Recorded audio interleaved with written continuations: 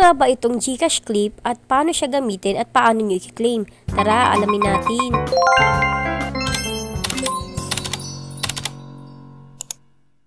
So, kapag pupunta kayo ng GCash at kiklik nyo yung send, ay may makikita ba kayong ganito? Itong send with a clip. So, kapag klinik nyo yan is ganito yung makikita nyo. So, ano nga ba itong GCash Clip? Ito ay isang way ni GCash para makapag-send ka ng money na pwede mong lagyan ng photos, videos, audio at themes. So dito ay pwede kayong makapag-send ng photos with stickers, themes at doodles. Tapos pwede rin kayong makapag-send ng pera mayroong 10 seconds video. Tapos pwede rin kayong makapag-send ng pera na may kasamang audio clip na 1 minute. At pwede rin kayong pumili dito sa 50 plus na themes nila. Yung featured, pwede ito siya mga trending. Marami rin kayong pagpipilian dyan. Tapos meron ding thank you team. So ayan, pili lang kayo dyan. Tapos meron ding greetings. Yan, kunwari happy birthday, mga grandparents day, father's day, or iba't ibang celebration like graduation. At marami pang iba. Kayo na lang pipili dyan kung ano yung gusto nyo. Tapos meron ding quotes at jokes. Kaya kung medyo nasa comedy side kayo, bago kayo mag-send ng pera ay pwede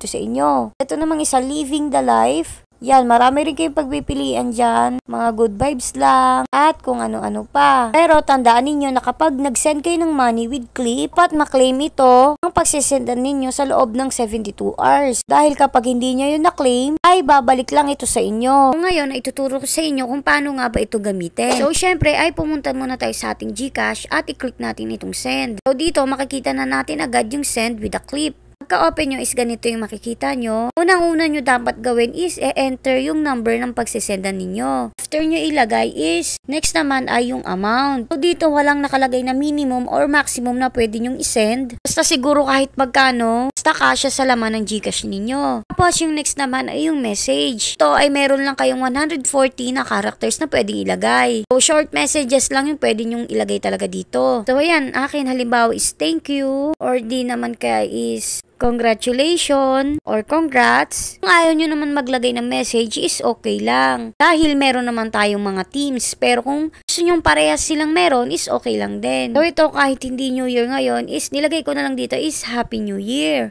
Yan lang yung sample message ko. So ayan, after sa message is pwede na tayong pumili ng teams. Gaya nga ng sinabi ko tungkol sa GCash Clip dun sa una kong video, ay marami kayong pagpipilian ng teams. Dahil nga ang teams ay 50 plus dito. So piliin nyo na lang yung gusto nyong ma-receive ng pagsisendan ninyo. So ayan, dahil nga Happy New Year sa akin, ito yung pinili ko, yung bagong taon. Kapag nakapili na kayo ng team, ay pwede nyong i-preview yung magiging message ninyo. So ayan, kagaya ng sa akin is ganito yung mangyayari. Or I mean, ganito yung makikita ng pagsisendan ko. So kung ayaw nyo naman na may teams, ay pwede tayong maglagay ng photos, videos, at audio. Kaso nga lang nung ikiklik ko to, ganyan yung lumalabas. Unavailable daw yung mga attachment, kaya teams na lang daw yung gamitin ko. Yan, so makikita nyo tatlo yung pinindot ko, yung photo, video, tsaka audio, same lang yung lumalabas. Hindi ko alam kung sa GCash ko ba may problema, or kung ganito ba lahat ng GCash users. So, kaya yan, binalik ko na lang din sa team, at dinouble check ko na, tapos pinindot ko yung next. So ayan, processing lang siya.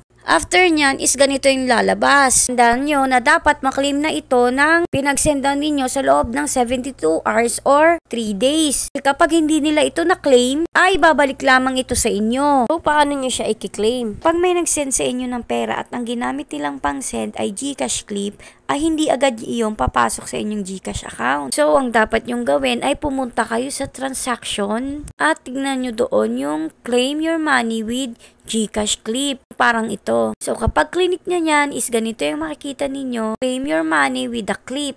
Nakalagay yung details dyan. Tapos, sa pinakababa is makikita nyo itong open clip. So, need natin i-click yan. So, dito makikita nyo na yung preview nating message nung nag-send tayo. Kaya kung ano yung sinelect nyo na team, yun din yung makikita ng pinagsendan nyo ng money. Ang pinagkaibahan nga lang dito, 500 yung lagay, which is kahapon kasi, dun sa video ko is 200 lang siya, pero dito nabago na ng 500. Kasi nga, inulit ko siya gawa na wala na yung video ko nung 200. So, ayan nga, ganyan na ganyan yung marireceive nyo. At once na-click nyo na yan, is automatic na madadagdagan ang iyong GCash. So kapag hindi nyo pa rin na-open itong clip sa loob ng 3 days, ay automatic na babalik ito sa sender. Kaya dapat kung may magsisend sa inyo sa GCash gamit ang GCash clip, ay dapat i-inform kayo, or di naman kaya is check nyo yung notification nyo or text messages ninyo para ma-notify kayo na may mag-send na sa inyo ng GCash clip at pwede nyo na siyang i-open clip. Dito medyo may similarity sila ng GCash Protect. Is kapag hindi agad na-claim or na-click, babalik din agad siya sa sender. So sa next video ko about sa GCash ay ituturo ko sa inyo kung ano nga ba itong GCash Protect at para saan ba ito. So sana may natutunan kayo sa panonood, kaya thank you for watching!